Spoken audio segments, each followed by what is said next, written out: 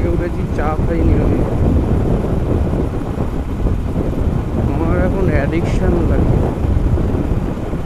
তাই প্রেডিকশান নিতে ভুল হতে পারে। আর পেছন থেকে আমার ডিমটা বগর বগর বগর বগর কী করে যাচ্ছে কিছুই বুঝছি না। আগে চা খাই, তারপর দেখি কী বলছে।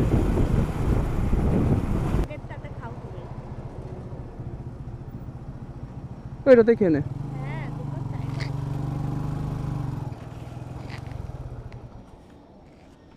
হুম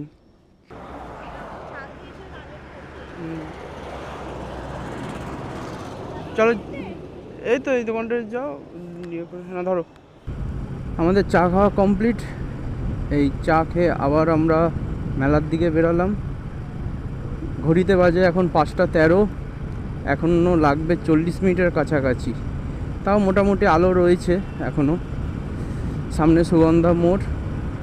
আমরা চন্দননগর থেকে বেরিয়ে এসে চা খেলাম, কিন্তু এদিকটা একটু ঠান্ডা লাগছে। কোথাও দাঁড়িয়ে আগে সোয়েটারটার জ্যাকেটের চেনটা আগে আমাকে আটকাতে হবে। চাটা খেয়ে এবার যেন মাথাটা খুললো, এতক্ষণ বদ্ধ লাগছিল।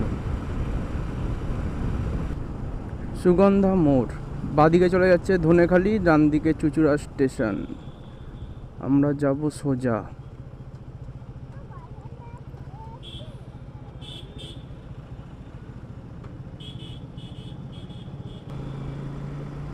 রাজহাট, এখন রয়েছি রাজহাটে। আমাদের যেতে হবে মগরার দিকে। বাঁদিকে চলে যাচ্ছে লাহিড়ী বাবার আশ্রম, আর ডান দিকে যাচ্ছে ব্যান্ডেল।